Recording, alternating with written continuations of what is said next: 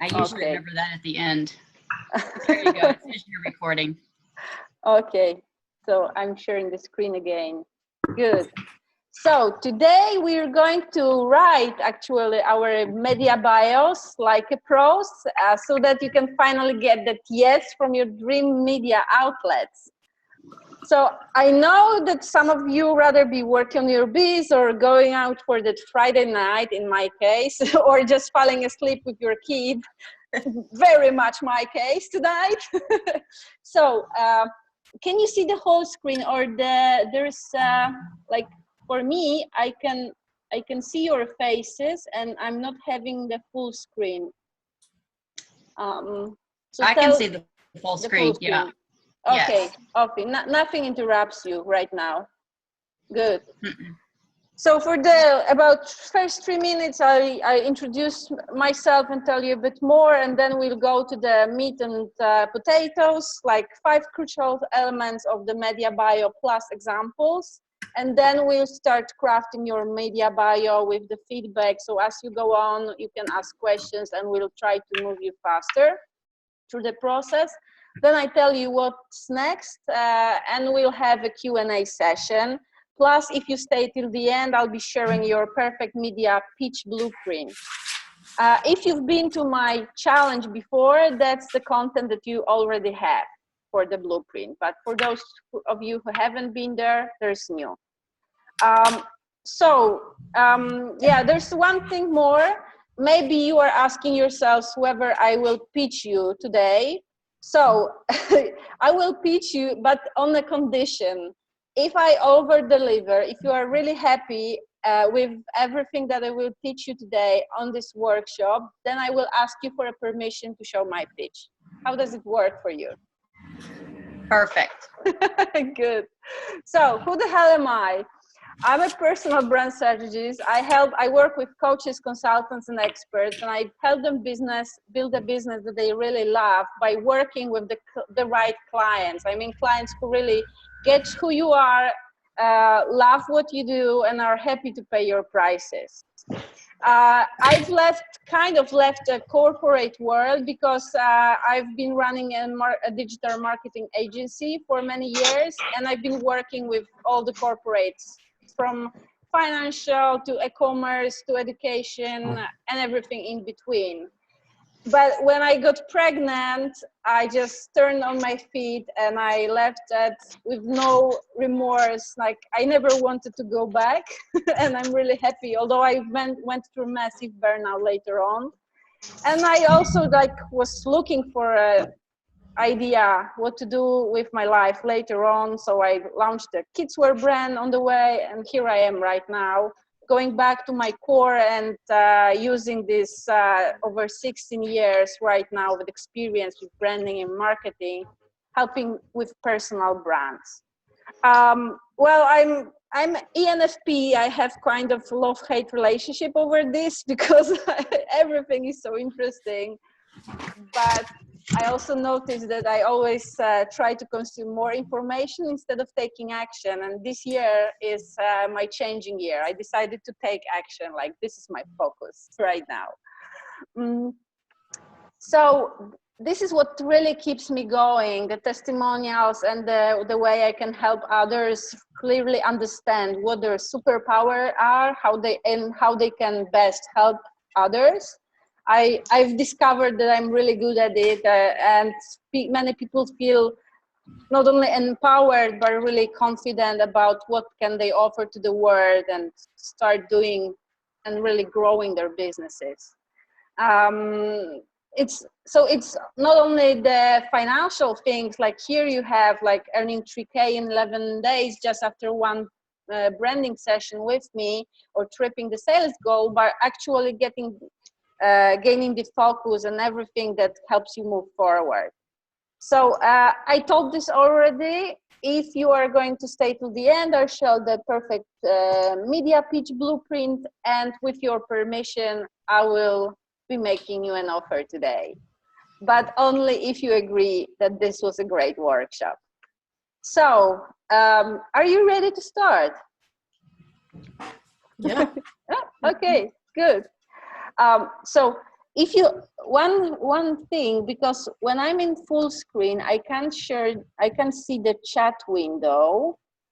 So I will just check it from a moment to moment to see whether you've got questions or not.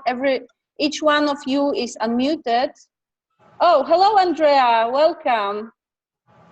Oh, Diana, you are unmuted as well. So everybody should be able to speak if you want to.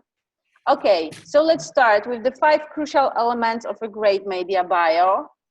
And that kind of bio answers all these 5 questions. What is the thing that you do?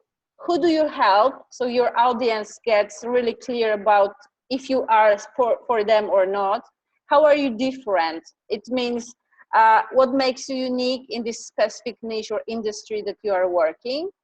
Plus, are you credible? Because we all are looking for credibility markers, and it's not just a case of the media that you are pitching or sending your article to, but also the people who will read you. And the most important thing we sometimes forget about it is, are you interesting with everything that you are saying about yourself? Plus a pro tip, it's really short. Like, I've been struggling with that part a lot. I've been writing my bios like 4 or 5 paragraphs, each with many sentences, but try to make it really short. And I show you some of the templates at the end of the workshop that you can use right away. So tell me, like, for you, what have been the struggle for you to write with the bios? Like, do you think it's really simple to answer all those questions, or is it tough for you?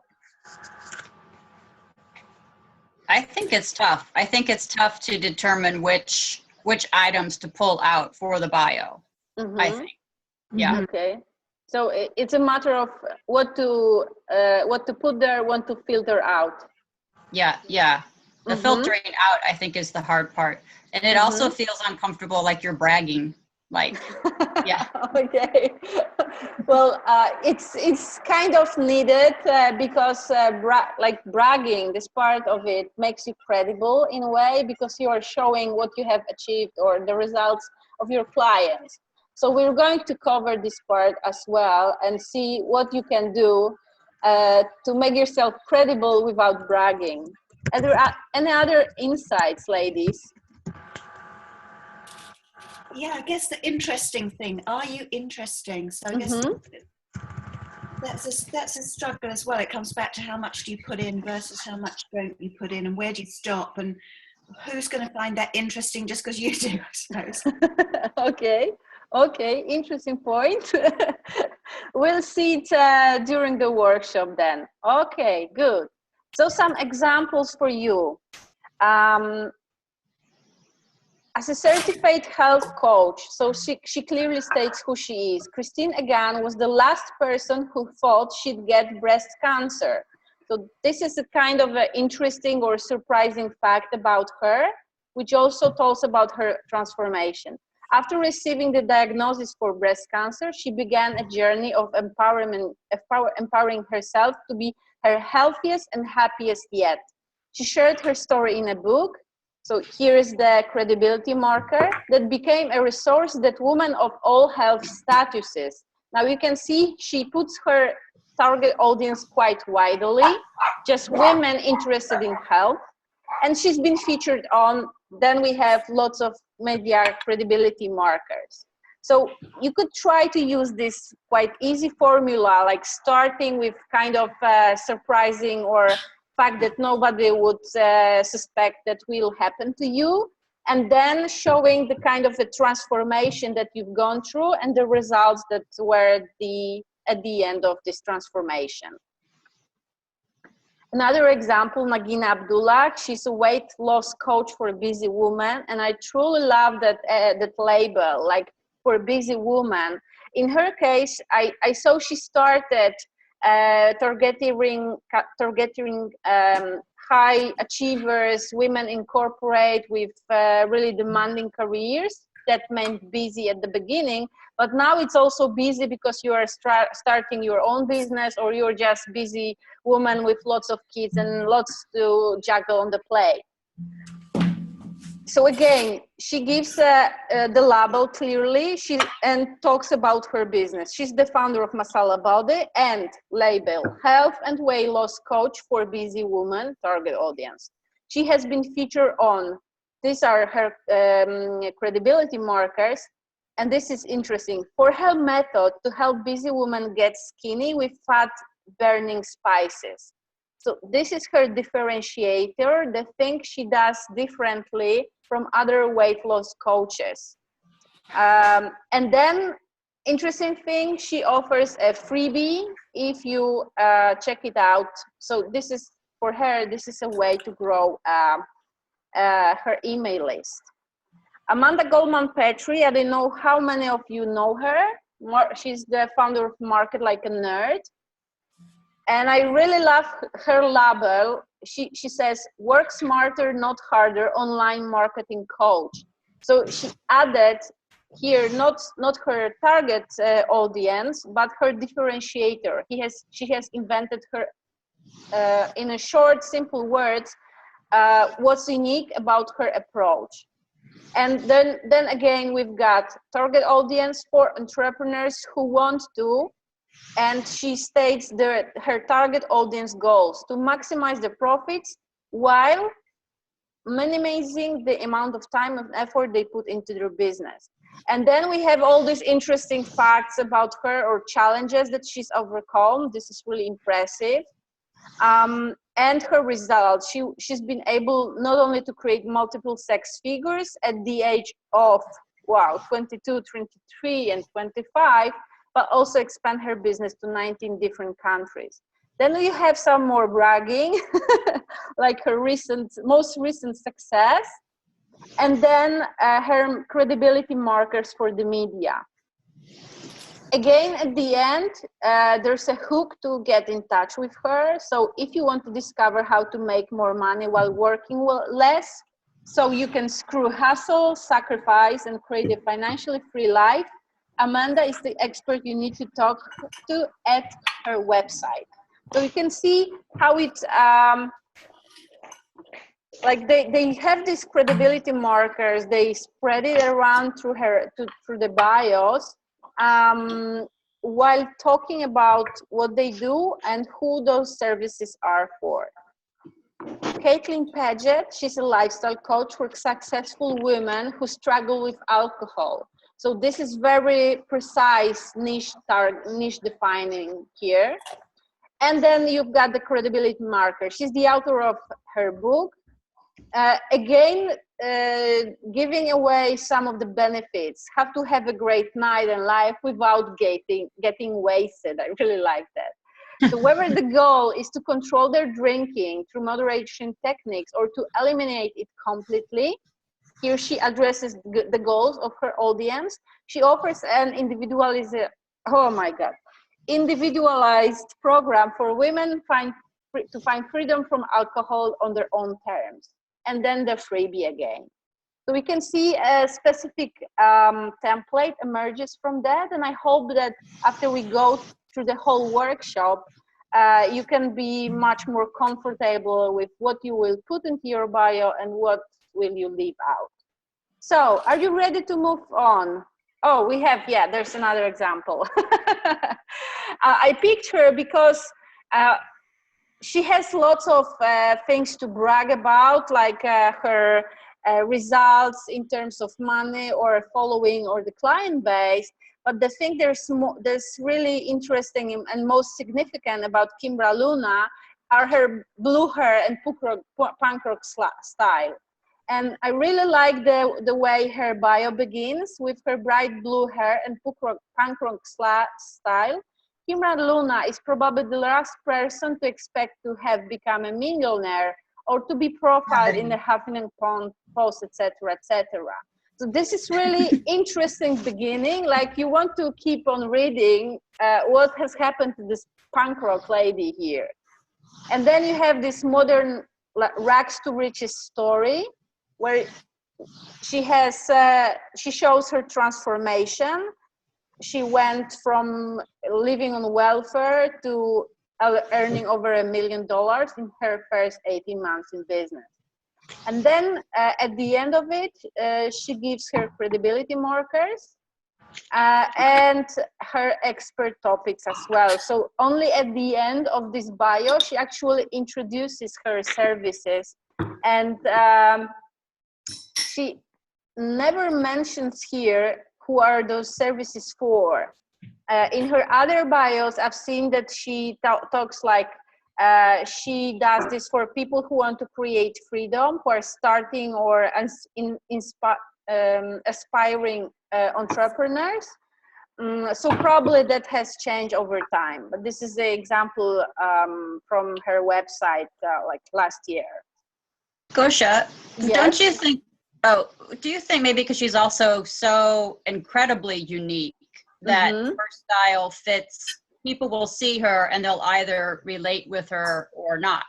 Probably. Yeah, exactly. I totally agree. Like, this is a love or hate relationship. Either you love her, that she's been such a non-conformist, doing her business on her own terms, or you say, no, this is not for me, and you will be repelled. And I really admire this strategy because she stayed herself, and people either really love her or hate her. Like right now in her community, it's called Freedom Hackers.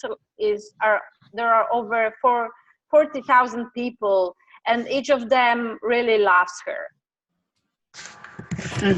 So here with the personal style, she makes this differentiation. She polarizes her audience, whether you will follow her or not. I guess that's something that we all come up against, though, isn't it? Whether we've got 20 people following us or, 38,000, because it's about whether you stay yourself or whether you keep morphing and changing because you want to attract an audience. And I know, certainly for me, for instance, with my podcast, I keep thinking about my voice and the way that I sound like Minnie Mouse from my point of view. I went down this route of thinking I should do something about my voice, change my voice, get some sort of information about how I can sound a bit different. Then I thought, well, no, actually, this is me. And, that it's not really about my voice. It's about the information I'm bringing to people and the experience of being on stage. Sorry. Oh, yeah, I guess making that choice at the beginning, isn't it? About this is actually me. It's me I'm selling. Yeah, and stick to this, because I saw your top topic session on Facebook, and I really admire the soothing way that you were there. Like I have no issues about your voice or anything. I found you were in. I will unmute you, Colleen. Sorry for my dogs. No problem. So by staying yourself and not trying to pretend a person that you're not, you are attracting people who can really connect with you and on a deeper emotional level. And well, some people maybe will attract millions or thousands. Maybe you are destined to attract just a small niche, but still I would recommend deeply to be yourself, because if you pretend you're someone else, then you end up working with people you don't enjoy that much. Exactly. Yeah. And Diana, I live only 45 minutes from Disney World. You don't sound like Minnie Mouse. Not at all. It's a good one. Yeah, exactly. So did you notice, like, I probably spoiled this already, but have you noticed what some of those bio have in common at the end of it? Like this freebie thing. So this is the tip for you to use in your bio. If you had the opportunity when you are publishing somewhere, add with the last sentence, offer your freebie or something, some kind of incentive. So this will help you actually grow your email list, because people will read your article and they will say, okay, I like her, this is good information. They maybe save it for later, but most probably they will just forget about it. But if they read the article And if they find in your bio something interesting that they could also get value from, some of them will head over to your website and they will download your freebie. So this is for you a way to growing your email list quite effortlessly. Like if you have a really good publication with lots of views and it's kind of an evergreen thing, that it will consistently bring you new people to your website. So this is the kind of a super ninja bio trick that you can use for later. And Gosia, maybe you're going to cover this, but I also noticed several of them have, this super kind of rags to riches story. Mm-hmm. So maybe you talk about that later. I don't have a rags to riches story. Like I just had a normal childhood, a normal life. I had nothing dramatic happen to me.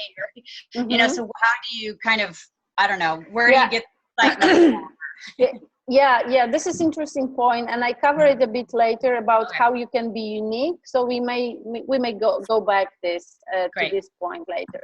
Okay, so let's get to work. I send you again the link.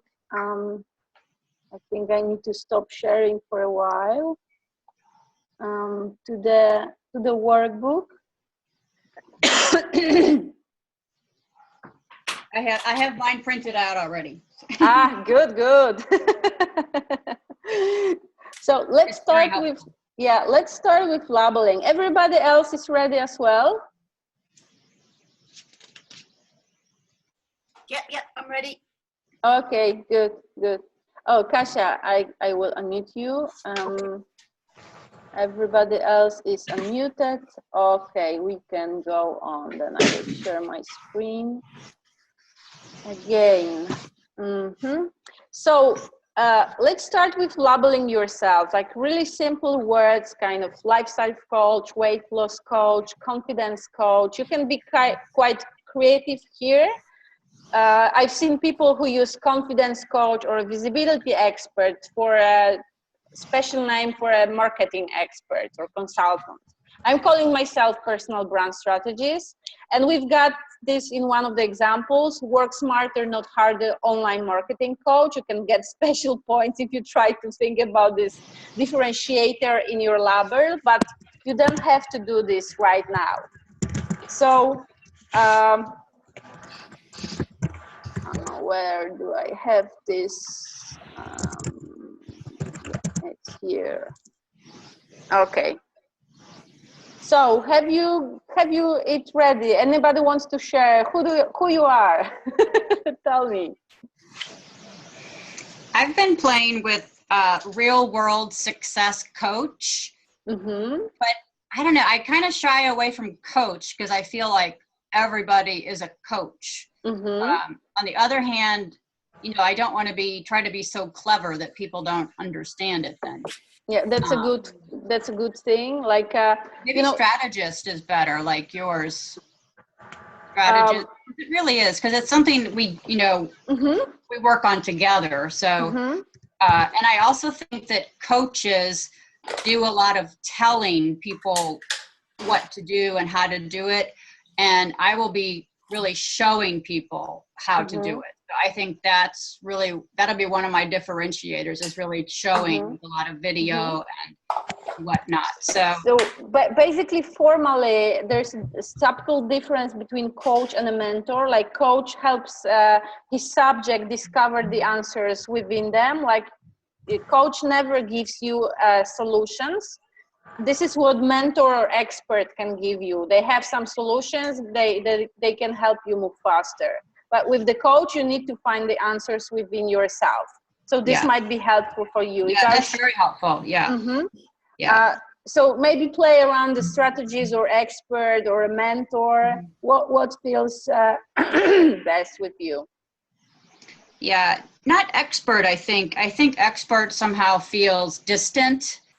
Like I'm the expert and you are not, and it just feels kind of distancing to me when I want it to be more of a kind of a teammate, kind of position. Okay. Maybe more mentor. What about like Yeah. a propeller or something, activator or something around this? You could try that phrases. Yeah. Yeah. Mm-hmm. I have similar challenge with regards to calling myself because of the work that I do that is so different that I end up choosing the word mindset and call myself mindset because a lot of people seems to have an idea about what mindset is all about. However, now that mindset is no longer sitting comfortable with me because there seems to be like it's different than what I do.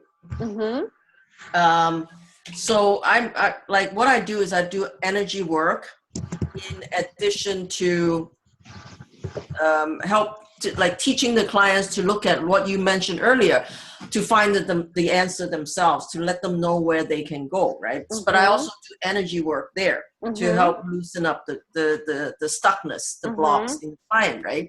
So then I'm like, okay, what can I, like the theme that is sort of in my mind with my coaching in the back of my head is always thinking about helping the clients to discover who they are so that they can go out there and do business, do family, and do everything in life being who they are.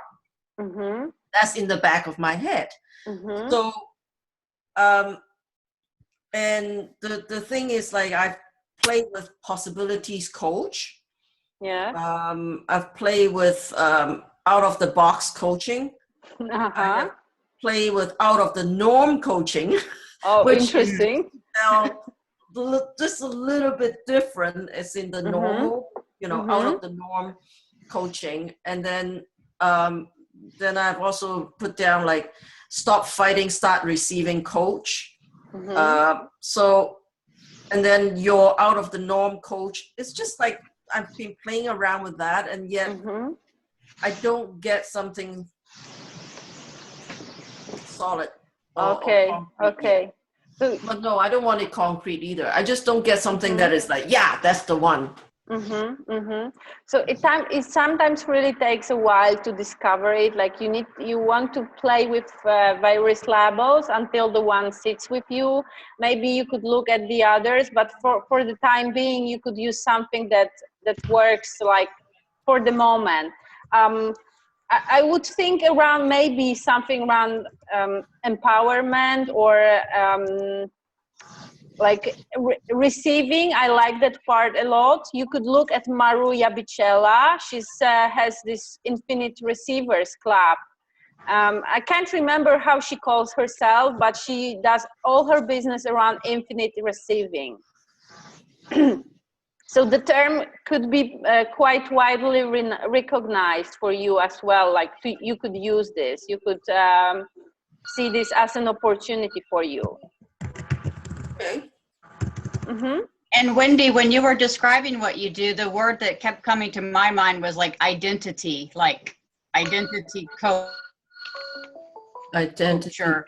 People say discover who you are. I think it's kind of your identity, which can be many things, but how you identify yourself or such. Anyhow. Okay. Now, the interesting you said that because actually I assist my client to get out of identifying who they are. Oh, okay. That is interesting then. Yeah. See, like if anything, the labeling is something that I would teach my client to be careful with. Like, it's one thing the client's clients see them as this person. It's another thing when they fit themselves into that only. Yeah. So that's what I work with my client is like, my work is actually very flexible, very like, it's not fixed in one area. It's to help my client discover all aspects. Yeah. Okay. So maybe you could try, because I really like the one with out of the box, and mix it with something more standard to your niche, like out of the box mindset coach, or out of the box empowerment coach, something like this. So this will make, like, out of the box will raise curiosity. People would like to check what does it actually mean, while the second part will give you a kind of a landscape so they can understand what is basically what you do. You could try to experiment with that. Out of the box empowerment coach sort of feels kind of good right Works for a moment. Okay, yeah, for the moment, good. yes. Good. Happy to hear. Thank you, Gosia. No problem. So let's move on to the niche. Or anybody else has questions about the label. I've seen Vaishali has earn and keep more strategies, and I love this because it tells exactly what you do while raising curiosity. What does it mean, earn and keep more strategies? So you've got something familiar with the money, but we need to read on to understand what is it about. So for me, it works because it raises curiosity. Okay, so that's an interesting point. Tell what you do that raise curiosity.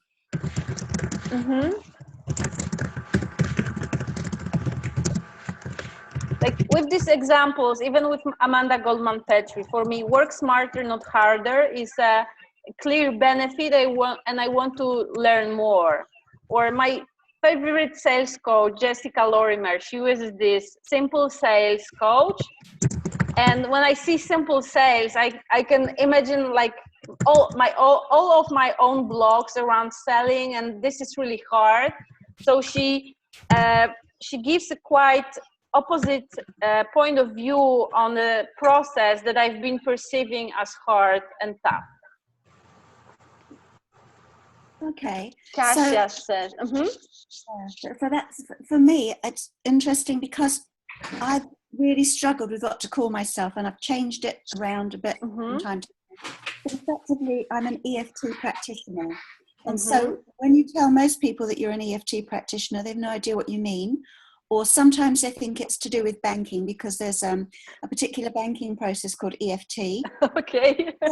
When I say tapping, then they start to have a better idea, often, but not always. And, you know, but I'm not a coach. What I do is very simply use emotional freedom technique within a process to help people feel a particular way. And so I'm really struggling with how to brand my... Okay, because you want to bring Many people knows about emotional freedom technique because emotional freedom technique is all over Google. It I is, don't know. but I've never heard of it before, though. Yeah, you'd be surprised, actually. When we work in these circles like we do in the groups that we're in, people know about it. But when I go outside and I talk to people in the supermarket, and every one of my clients that comes to me locally didn't know what it was, but was referred to me because I can help them. And then I say, well, this is what I use as part of my practice. And they don't know what it is. So I'm showing them tapping for the very first time. Okay. What about Diana? Yeah, that's 90%. Sorry. No, sorry. So Diana, what do you think about something around healing or unblocking? Not healing. I don't do healing. Okay. Or what about maybe just something super obvious like emotional freedom technique? Is that emotional freedom technique strategist or mentor? Or because you obviously have to assist people through the process, I'm guessing. You know what? It's like reflexology. I actually do things with people, It's not as hands-on as massage, but this isn't about, I do help people with their goals, but what I do is I help them unblock whatever is stopping them from going on to the next thing. Now, the people I work with mostly are suffering from PTSD. So this is releasing deep trauma through going back and visiting the story of the event that traumatized them. So I just struggle around how do I... Practitioner. What about EFT practitioner? Well, that's what I'm using now, but people don't know. But people don't understand it. What do you use? I would try something. Not the acronym EFT, but actual emotional freedom technique. Yeah. Because then people aren't confusing it with banking. They're actually, they have the full terminology and they can go look it up. Yeah. But they probably still won't understand what is that you do. So you could try something around emotional unblocking, or maybe you're a goal achieving coach, but but you don't do this through coaching, but you do this through EFT. So it's like when you're saying about what you do for people, the two things matter most, and we'll cover that in the third step, which is your positioning statement. But so who you help, because they can identify, is it for me or not? And what do you help them achieve or get rid of? So these are the two most important things for the people when you're speaking about your services. How you do this is optional. Like, this is a secondary thing. This might be unique for you or something. This is a back end. For them to get interested in what you do is who you help and what do you help them get rid of or achieve. So maybe try around that. Like, is it mostly about the goals, or is it mostly about mastering your emotions, for example? I don't know. Okay, thank you. Okay, good. So let's move on, because the time is ticking. I don't think we're gonna make it in 20 minutes. Absolutely. So what do you think of mine? Yeah, I'm just looking at it, and I think it's a bit, it's a very long one. I have no idea what Akashic records are. Like, with some people with EFT, I have no idea what's Akashic records. So you think about the outcome. What's the best result or outcome of working with you for people? What is it, Kasia? The outcome is emotional freedom, clarity, feeling more joy, being able to communicate better. Okay. So why do they want this? Is it to make their lives better, for example? Yeah, so that they can let go of, I guess the biggest benefit that I can probably summarize in one sentence is I remove the emotional and energetic footprint of trauma and drama out of their body. That was good right there. Yeah. So you could say that you are a trauma remover, Yeah. Trauma remover. This is very obvious. Everybody understand what it is. Yeah. Okay. I thought that, remove the trauma and drama. That was good. It even rhymes. Yeah. Good. Which is very good too. That's a good marketing tactic as well for rhyming. Yeah. Okay. Okay. So what about your niches, ladies? I work with women, predominantly women, and I look for them to be in a very specific state of readiness to let go of their pain. Not in the beginning stages of grief by any means, not in the DIY stage where they're, looking for different things. I get them when they're like, they're done looking, they don't want to dig anymore, they just want it gone. That's when the door is open the widest, and that's where I can help. Okay. So what do you call that? So I would try to go with this example of, I think it works better here. Like you have here, successful women who struggle with alcohol. So probably women who are ready to get rid of their trauma or drama, something like this, who are ready to let go the past, or who are ready to start a new life. And so, like, you can either address the thing that they want to get rid of, or their goal for their future, like who want to finally start enjoying their life with no burdens.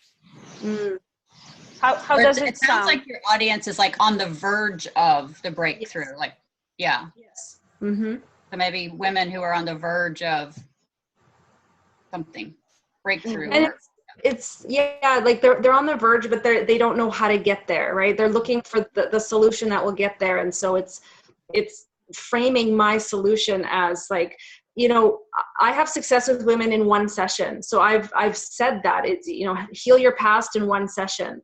Oh, this is good. But it's like, can I be so bold? You know, can I make that claim?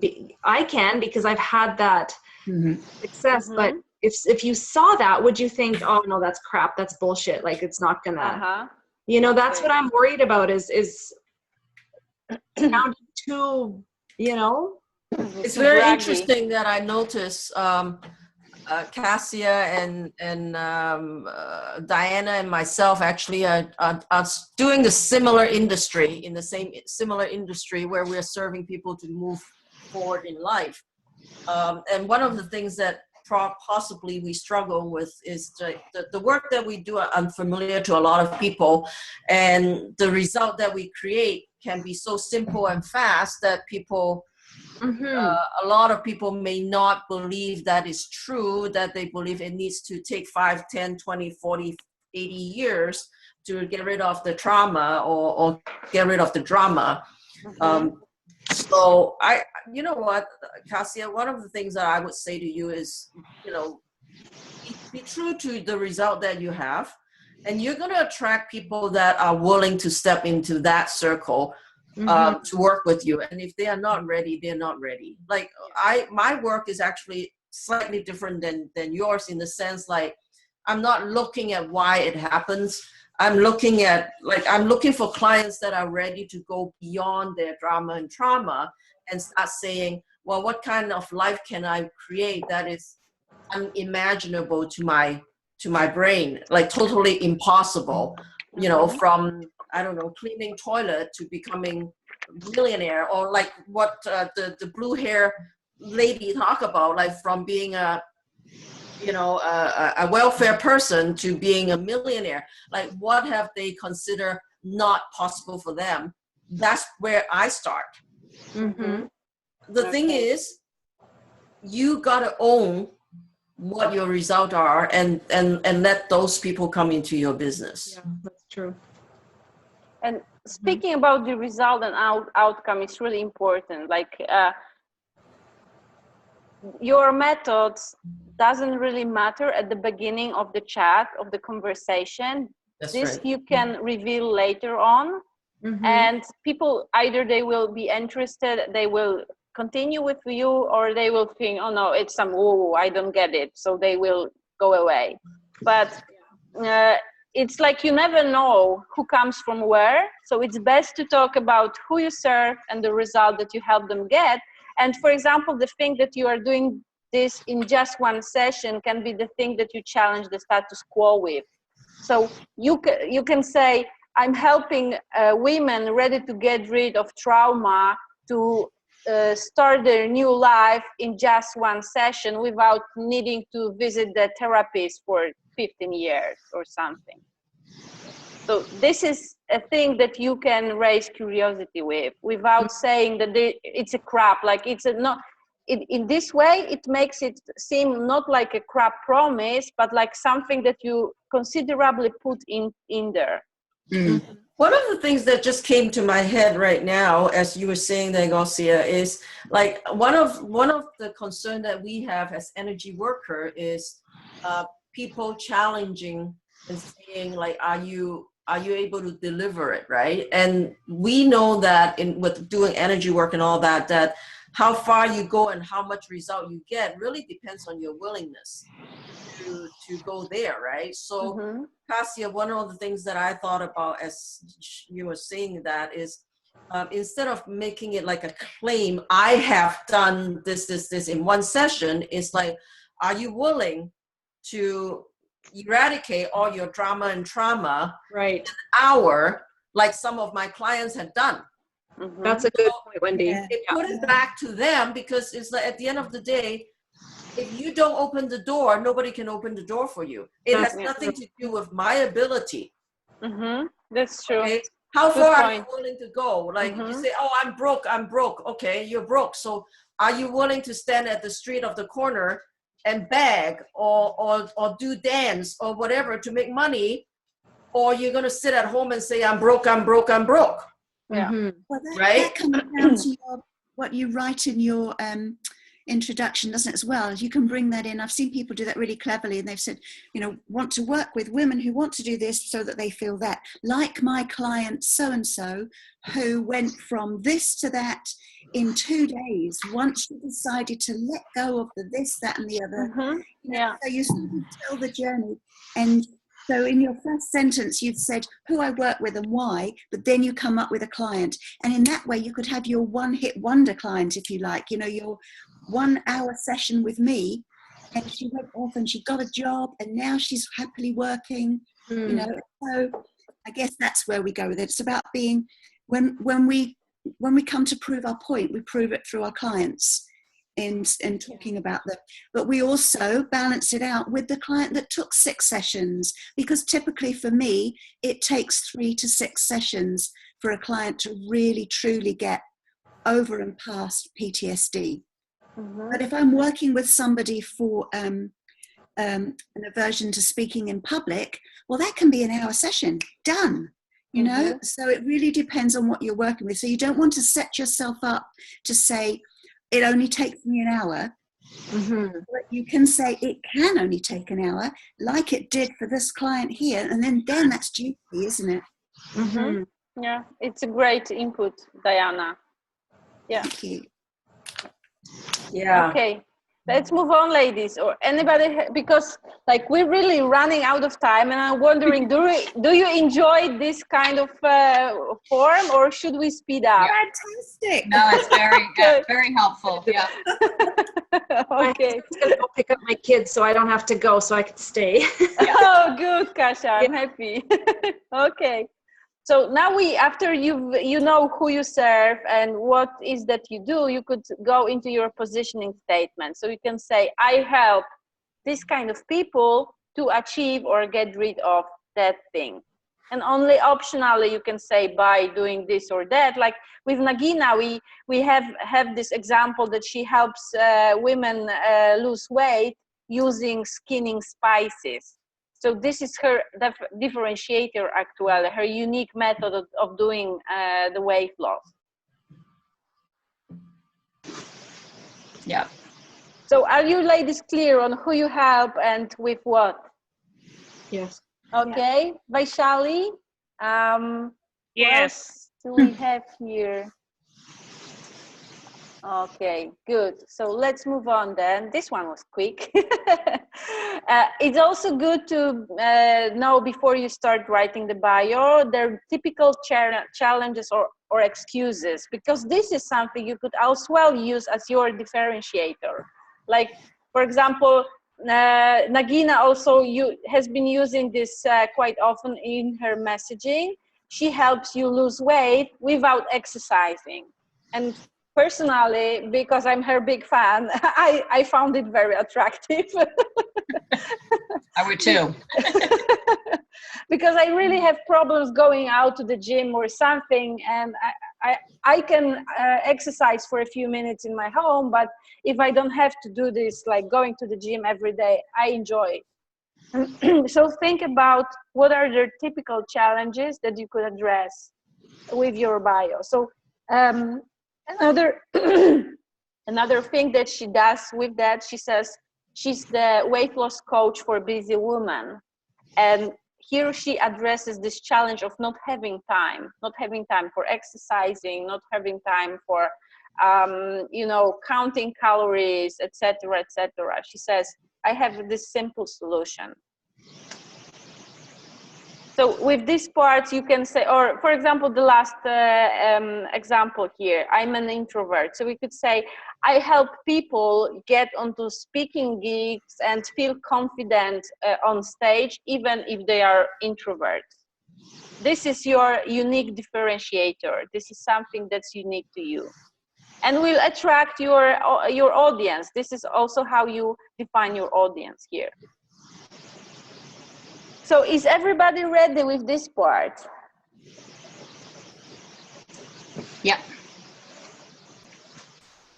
Okay, good. Let's move on. Your differentiators. So with this part here, we've got 3 main kinds of differentiators. This can be the way you challenge the status quo, or your big idea to be known for, or something unique about your story, your method, or your personality. So in the workbook, you've got this separated, so you can try to fill as much as you can for each of the parts of that.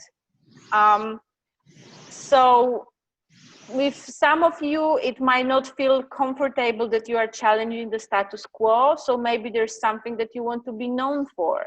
Like here in this example, the simple sales, which is kind of also challenging the status quo, because most people think that the sales are hard and tough, and it's bad to be sleazy when you make sales. So Colleen, because you addressed this part, you said that you have no drama story behind, but you've got lots of wonderful stories how you've gone from scrappy to achieving something actually, right? Mm-hmm.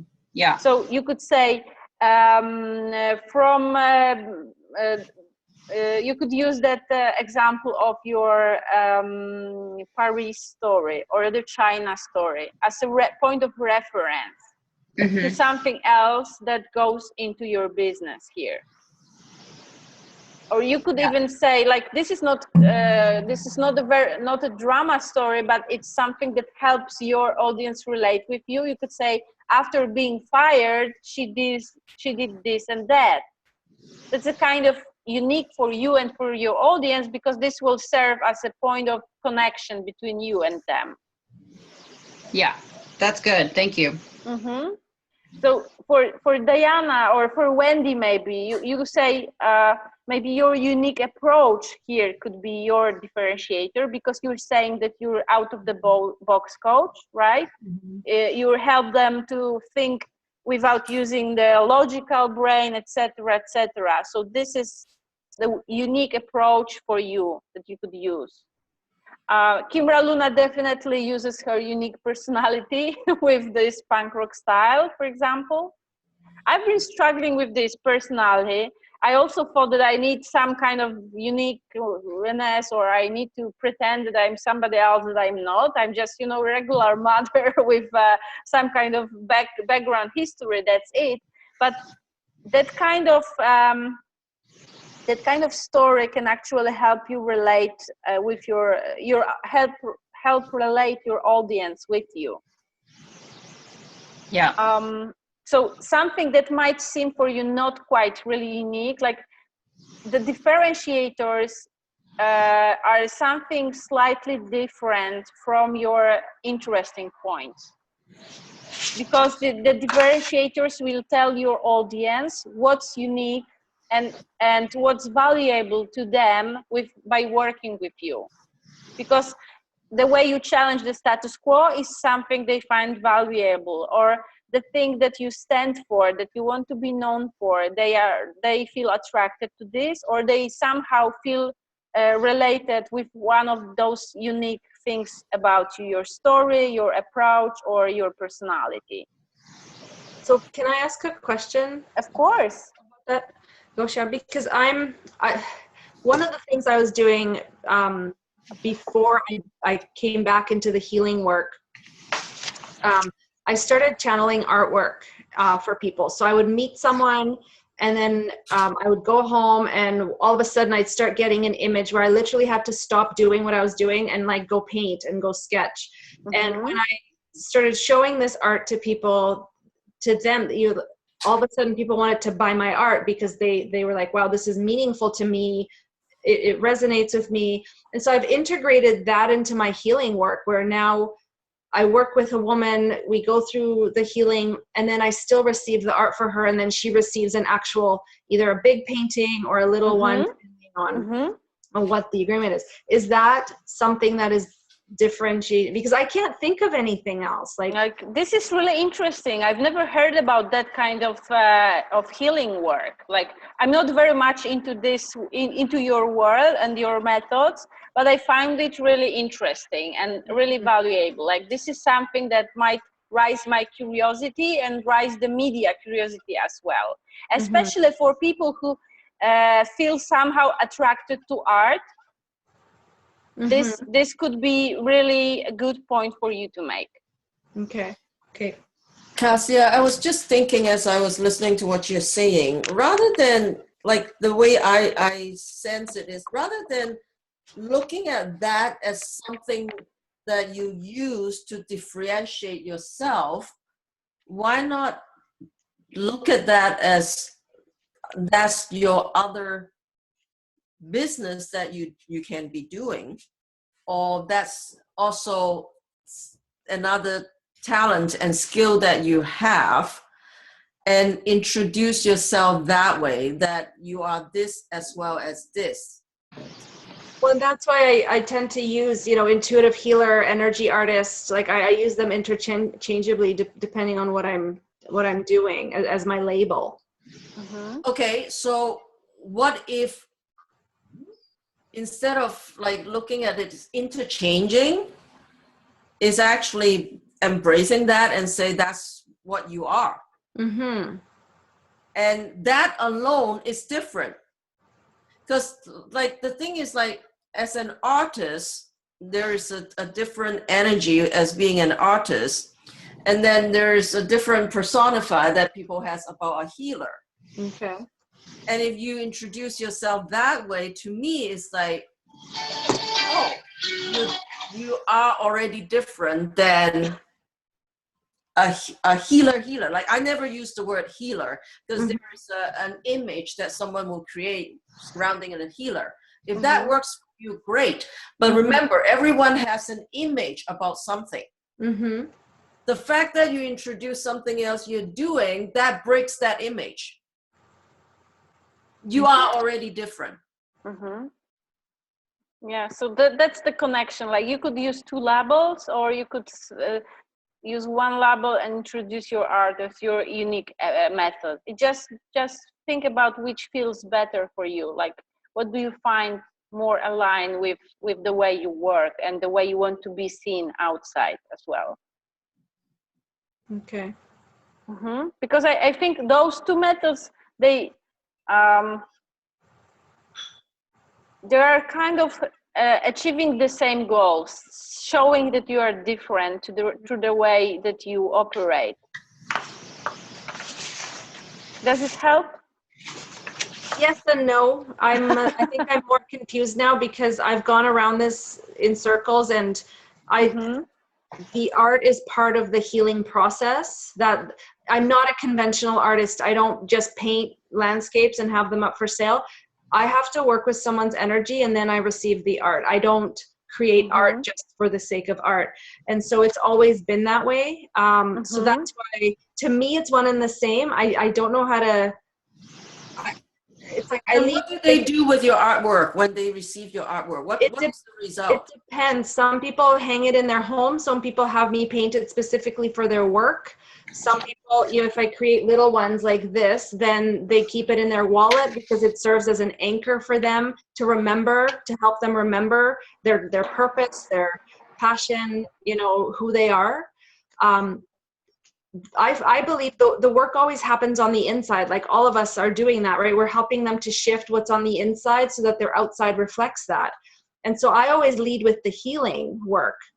It's not that I heal people. I hold the space for them to be able to heal themselves with energy, perspective shifts, Akashic records work, whatever that happens to be. That's why I don't know which one to lead with. Like, is it more intriguing to call myself an artist healer, or is it more intriguing to call myself a healer artist? Do you know what I mean? So I don't think, yeah. To me, it's one and the same. I was just going to say that there's really no difference. Like, if you feel that you are more a healer, use the healer. If you feel that you are more an artist, use an artist. But definitely use the context of art with the context of healing, because that's what this combination makes you unique. Yes. Because it's not art therapy either, right? Like that's not what I do. So, okay, good, yeah. good. One technique I've learned recently that I've been doing, and it really helps, is when you go to bed at night, kind of ask yourself a question and then let your subconscious kind of work on it at and then, you know, as you sleep, and then when you wake up, like take 10 minutes just to start writing. You know, clarity on some things that way. It's been helpful. Okay. To let your mind work for you at night while you sleep. Interesting point. Yeah. Okay, so anybody else wants to talk about the differentiators? Okay, you're done with that. Good, good. Vaishali, are you with us?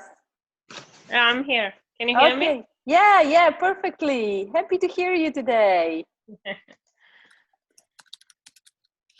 Okay, so I will move on then, if you feel okay with this. So then we have this part with credibility, which is sometimes the hardest, especially if you are starting out.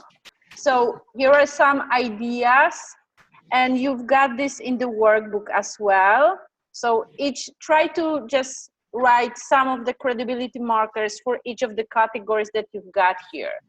And then as you're done, look at them and pick the ones that you feel that are the strongest. Like always try to find some media credibilities, because when you're doing these things, when you're pitching the media, they will look at it. It validates you and who you are. You can start with simple things, like you don't have to be published in Huffington Post to get somewhere else, but you could publish something on your own blog, or do a guest article in a smaller media outlet and show this as an example of what you can do. Some of the media outlets require a whole article written already. So this will serve as an example that you can really write an article. So they don't accept somebody who's gonna then run away or never deliver anything that they promised. And Gosia, I saw the other day a website that all of their media credibility came from. Are you all familiar with medium.com? It's incredible. Now they allow publications within Medium. So there are like actual publications for pretty much every topic. So you can write for them. But this website, every media kind of marker was, one of them was like Thrive Global, which is a publication in Medium. And there were some others. So at least, you know, that's a pretty easy way to get, quote, published, and then have, you know, actual media markers to put on your website. This person, I can't remember what it was, but they had like 3 or 4. They were different Medium publications that they had published in. So it's really an easy and jump-starting way to be somewhere published, even whether it's your blog. Medium, I think it's a great example because for me, Medium automatically means that it's Thrive Global, which is not so much, I guess. Or am I wrong, or am I right about it? You mean that Thrive Global is the main publication? The Medium is a platform for Thrive Global, or is it not? No. Well, I mean, Thrive Global uses Medium as their publication platform, but I follow tons of different publications on Medium. A lot of companies now, or publishers, are bringing their actual platform to Medium. So you have a lot of entrepreneur publications, you have business publications, you have self-development. So that's really across the board. It's when you go in, you can choose your interest. So it can be anything from art to, you know, technology stuff. But there's a lot of people now really using that using Medium to publish their publication. Okay, good. Yeah. So tell me, ladies, how are your credibility markers? Anybody wants to discuss their own?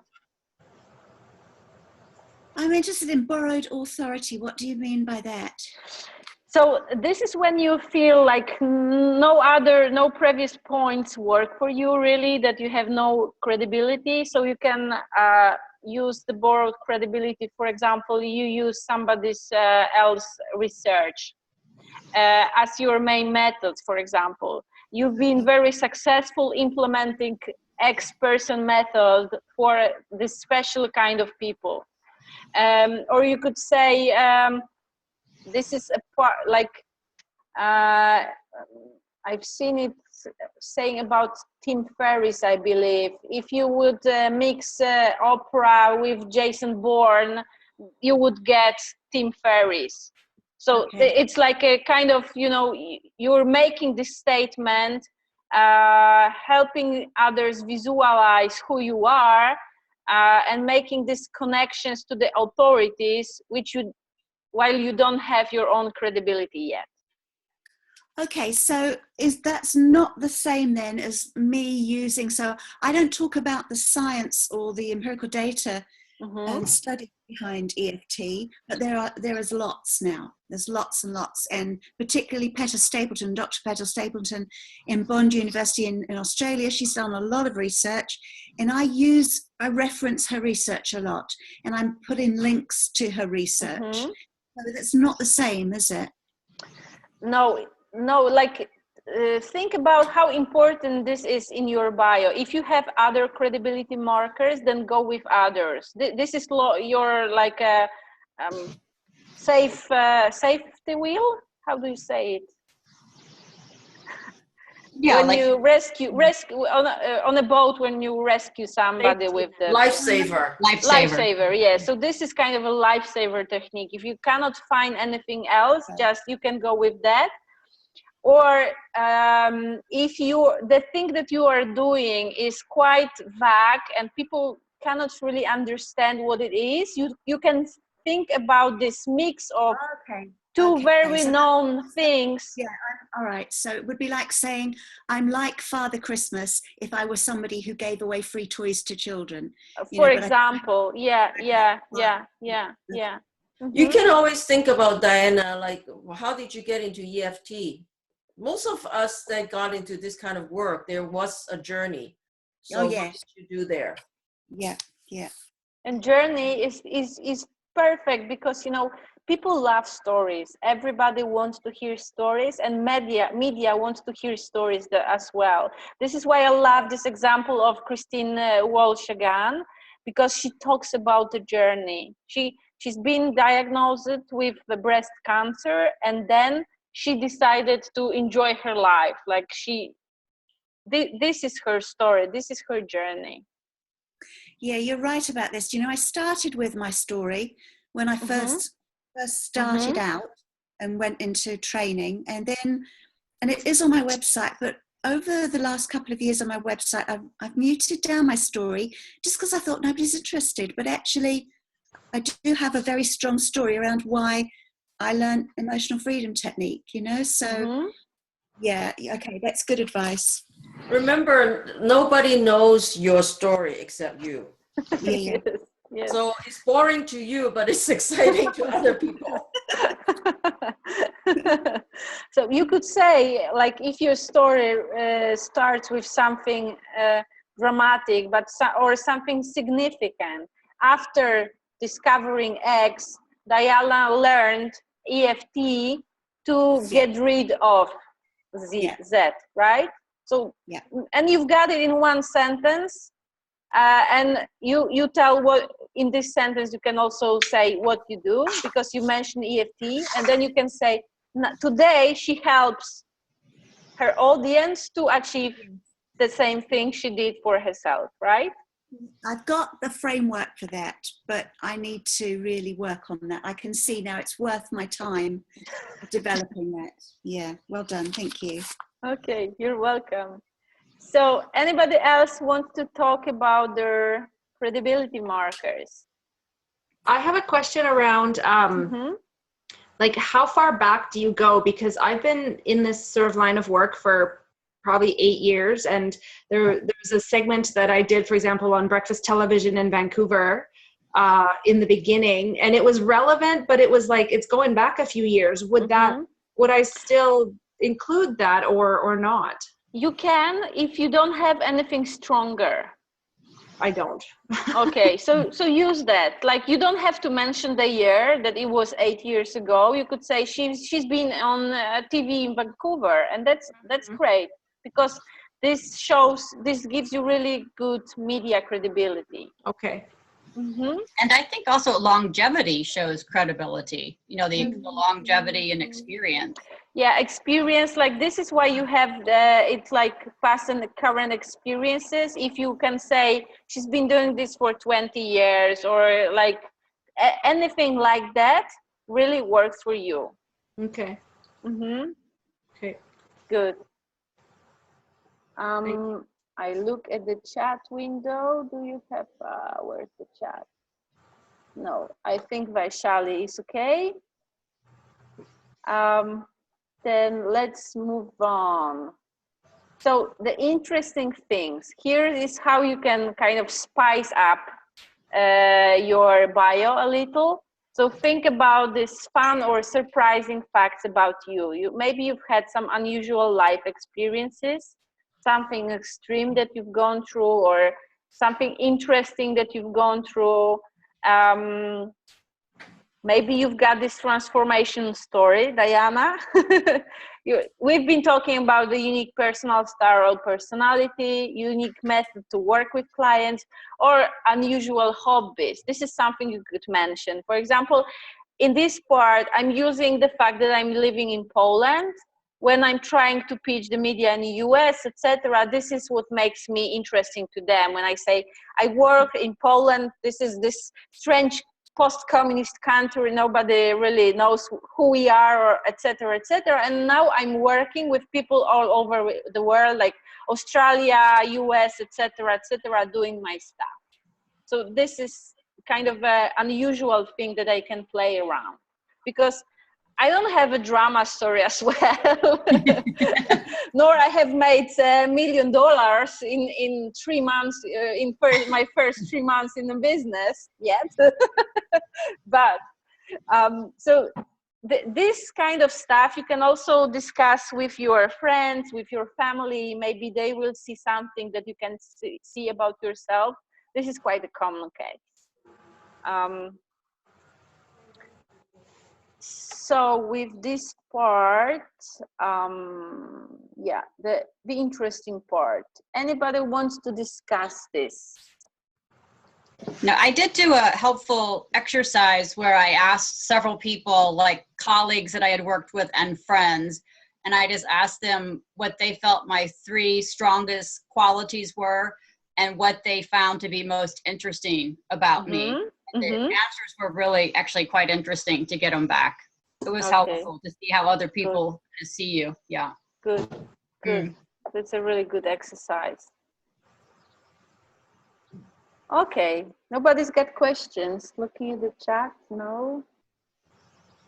So how to put it all together? I think the easiest way is just take one of those examples and try to adjust it to yourself.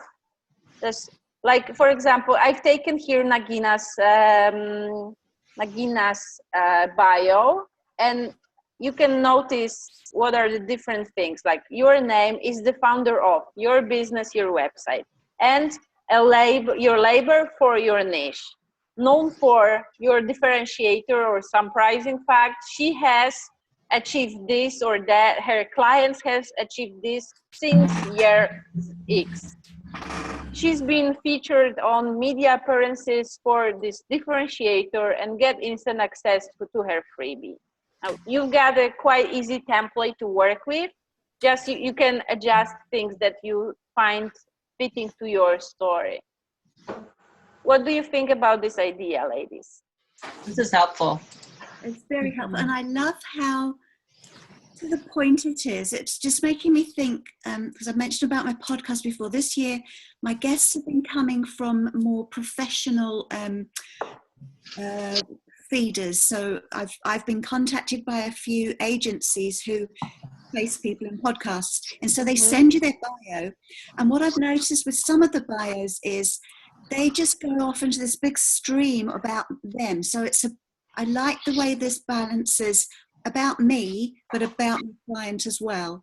Whereas when I've read these other podcast bios, you get all of the way through and you just think, oh, do I really want to talk to this person? It's all about them. And it sort of turns you off a bit, you know? So I like the balance in this one.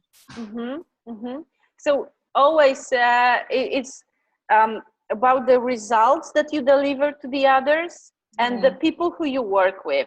These are really important parts.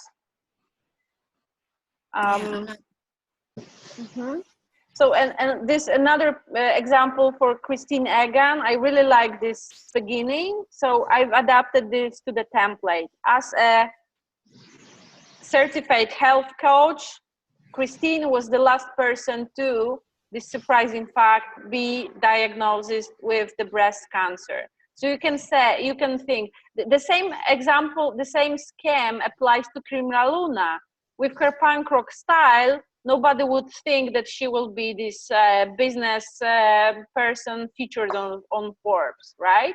So you can try to kind of start with this surprising fact or result, especially if you've got this switch in the career. Vaishali, this might be useful for you.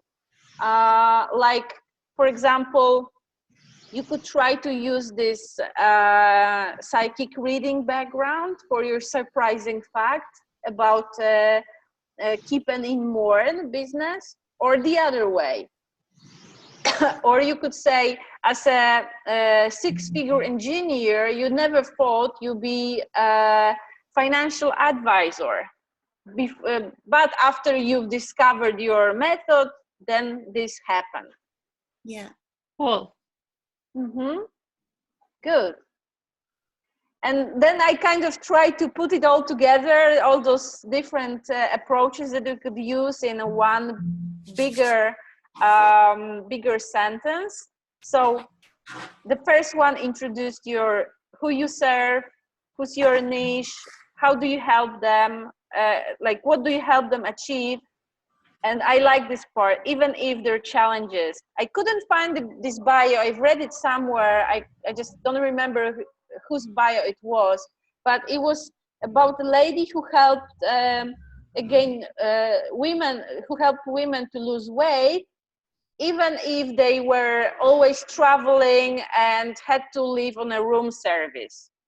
So this is something, I can't remember her name, but I can remember even if they were living on a room service. So this was something that really stood out from that typical health and weight loss niche for me.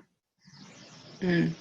And then you could use, after overcoming your personal challenges or kind of a disadvantages, she was able to achieve that result or help client. Like you could make it two ways. She was able to achieve those results, and now she helps her clients to achieve even more, even better results. Like be specific here. Or use, like with Wendy and Kasia, we've had this example. She was able to get those results for herself, and today she helps her clients do this, like Joanna, who has been able to do something in just 1 hour, right? To get rid of her trauma in just 1 hour. And then you have this credibility markers with differentiator again, which is mostly about your unique approach, the unique way that you work with your clients, or the way that you challenge the status quo. And then you have, excuse me, the freebie thing at the end of it. So, do you think you could start writing your bio, or that you are pretty ready to write your bio right now? Yeah, I think so. Yeah. Tell me, how did you enjoy this, the way we did it today? This was so helpful, yeah. Yeah, I really enjoyed the fact that I could have some feedback, not just from you, Gosia, but everyone else. Mm-hmm. Okay. Yeah, that was really helpful. Good. Thank you for your time and just for bringing this together. Really wonderful. Thank you. You're welcome. So tell me, lady. Oh, I'm giving you the media bio checklist. It's also at the end of the workbook, so you can always check whether you've got all things that you need to be, that are important into your in your bio. So remember to make it short and write in third person, as well as say who you help, what do you help them achieve, and how are you different, plus adding your credibility markers and interesting facts. Okay, so let me just double check that that's, you say, right in the third person, because that's also where I get a bit thrown sometimes. Sometimes I read people, and so I might write it like, hi, I'm Diana, I do this and I that. And then in other cases, people want me to write, Diana is this and she does that, as if I'm writing about someone else. So when do you do either one? I mean, when do you choose? For media bios, you always do it in the third person. You could use the first person, for example, on your website. Okay. But, it's kind of a psychological trick, because when you write about yourself in a third person, it doesn't look like you are bragging or something, but it looks more like you're introducing someone. It's really helpful even if you write about yourself in the third person on your about page. Like, introduce yourself. Hi, I'm Diana. I do this and that. And then at the end of your about page, you could add your bio in the third person. Okay. I think also if you are picked up by the media, they're likely to copy and paste whatever you sent to them in third person. So it would need to be in third person for their, It makes their life easier. Like, this is why you put it there, the bio. Like, there are two things, because in your pitch, you kind of introduce yourself, you make the rapport, etc. You show yourself interesting and credible, but you also do this in your bio. Plus, your bio is something they can instantly use. They don't have to ask you for anything. So the next thing, so after your bio is done, and people who've been in my challenge know this already, you need to do your media research, then think about, like, pick one media that you are going to pitch, and then brainstorm article ideas or guest story idea for them. So when you're proposing yourself, when you are sending your pitch, you include those ideas. And the most important thing to check whether these ideas are good or not is to think about the audience of the media outlet that you are pitching. Will they find it useful? And the second thing is it in alignment with everything else that this media outlet has been writing? Like, does it fit to them? If, for example, if it's business business websites, you probably won't say about using I don't know, psychic reading for growing a business. They probably won't be interested in publishing that kind of thing if they are all rational. So it's all about being in alignment. Then you write your pitch, and after you send your pitch, always remember to follow up. They are extremely busy people. So if you don't hear back, it's never personal. It's most probably that your mail was just lost in the inbox. Like, they are getting tons of emails every day. So just follow up after a week, maybe then next time after the second week. And if you still don't hear back from them, then the thing you could do is try to come up with the new ideas. And then if you do this every other month or every other 2 months, you will finally get there. It sometimes takes time. That's just a matter of being consistent. So I don't want to scare you. I just want to tell you how important it is to do it consistently. When you follow up, do you include the original pitch in the email? Original. Like you do it as a reply, so they can find it below. Because if you just follow up with nothing else included, they would never take time to look for that in their inboxes, right? So think about, when you follow up, think about being friendly. Like, I just wanted to make it to the top of your inbox. That's it. Like, you don't want them to feel guilty that they haven't responded to you. Yeah. This is your goal when you follow up. And so that's basically it. We've crossed half an hour. So tell me, ladies, did you enjoy this? And may I have your permission to present an offer how you could work with me further on? Yes, pitch away. Okay, thank you. So if nobody says no, I'm an affiliate for Selena Sue. If you've been in touch with me for a while, you probably noticed that already. And she's opening her doors to her flagship program, Impacting Millions, next week.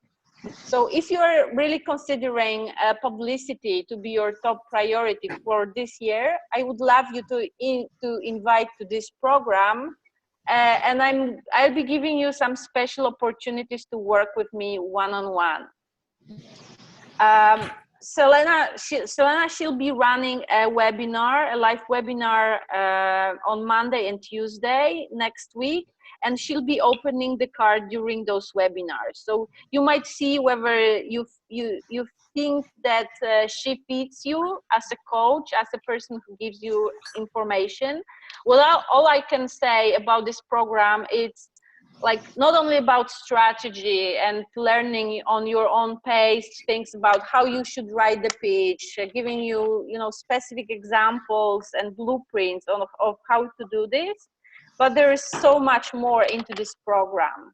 So for the trainings, there are 3 weeks of trainings, and they help you to discover which kind of publicity would work best for you. So things like whether you should be doing guest articles, or maybe you should be doing podcasts, or which kind of media you should start with.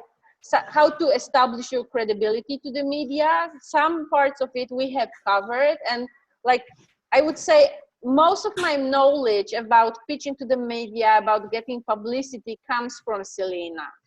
I've learned from her a ton. The other things that I've been adding are just kind of between 10 and 20%, and it's been Bushra or Ramit Sethi mostly. So how much is it? The course will be at $3,000. So it's $3,000 for 90 days of trainings plus 1 year access to the Facebook community, and I'm going to talk about this a bit in a while.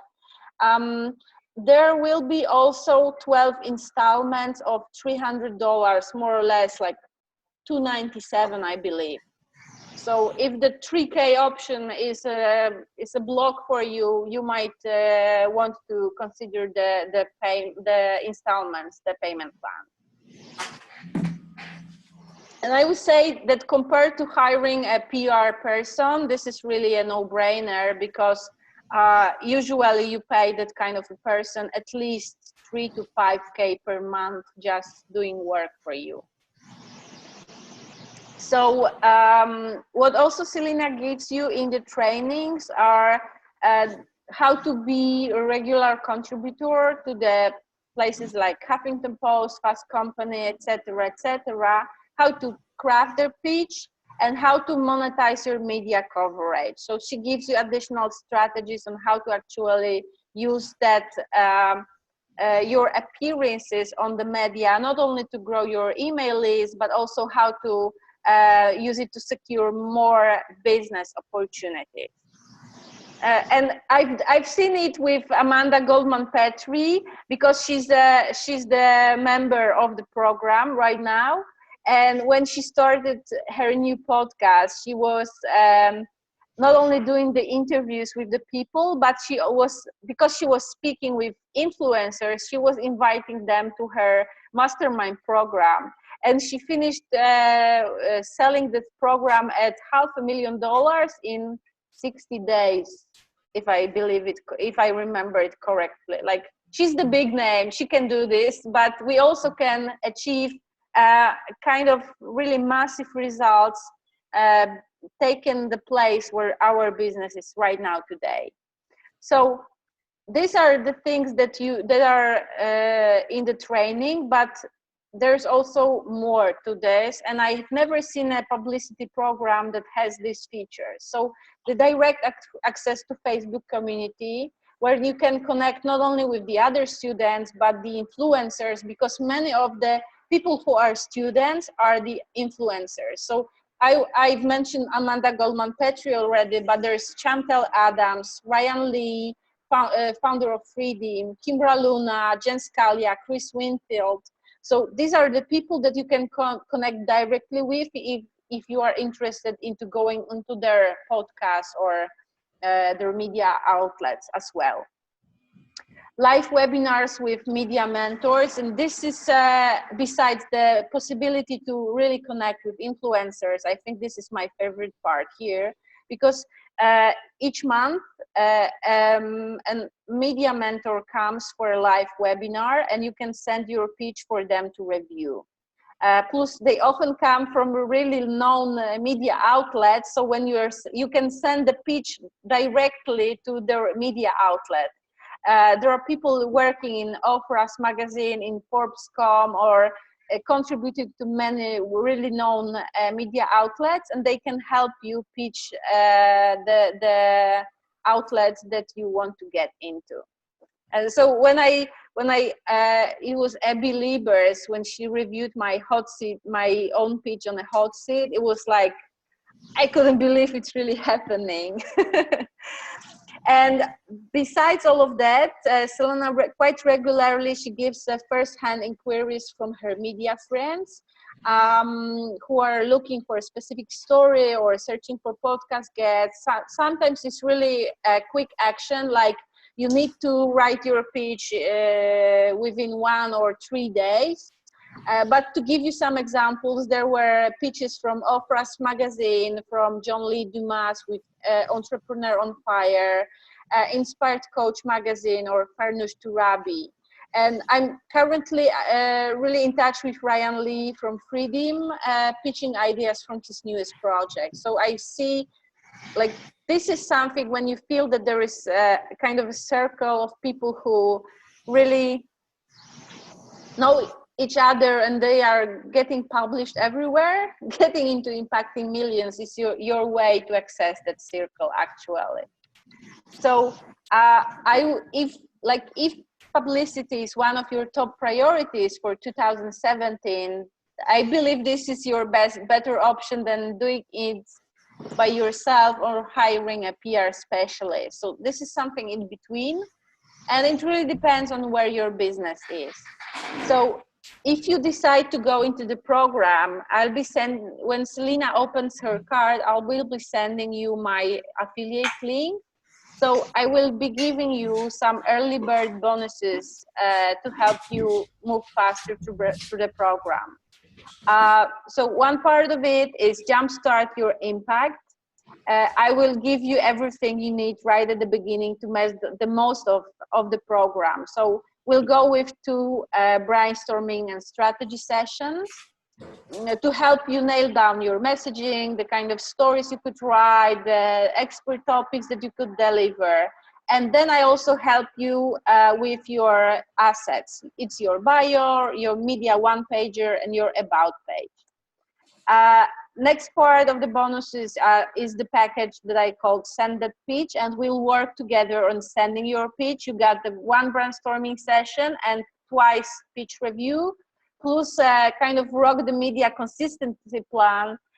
This is something that I failed to implement when I first ran Impacting Millions, because what you need to success with the media is really to be consistent. So we'll work on a plan. How often are you going to send your pitches? What are you going, like, when are you going to do the research to really make sure that you will be doing the work? And then you can pick my brain as well. So this is direct email and Voxer access. So you can get my feedback without waiting for a brainstorming session or anything. And I told you already, I've got this ENFP personality. So brainstorming, thinking about new ideas or new approaches, research, etc., is really my strong point. And you can use here this as well as my over 16 years of experience in digital marketing and branding to help you clarify your message. Plus, if you join through my link, you will get access to the Facebook support and accountability group. Because, you know, at one point, when so many successful people join Impacting Millions, I've noticed that people who are kind of not having that big business or that big success in media, they start to hide because you suddenly feel disconnected. So I will be giving you an opportunity to work in a really safe environment, in a small group of people, when you will getting feedback, and when we will help each other with accountability. Because I'm using this as an opportunity to restart myself with Impacting Millions as well. So I will be going through the whole program with you. Then you could also get some credits to use for hiring me for one-on-one work.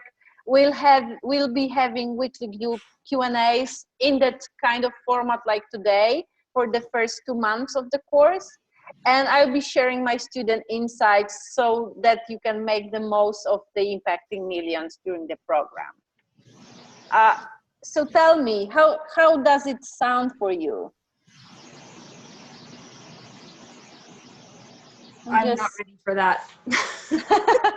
I'm not there yet. Okay, I totally understand it. Like the bonuses, my bonuses, they will be free. It all comes within the price of the program. So it's just these 3Ks or 12 installments of $300. So just think about it. I will leave you with that thoughts. If you want to chat more, whether it's really a good opportunity for not, or we can even, Kasia, discuss that now if you feel comfortable doing this. Can you stop recording it? Yes, okay.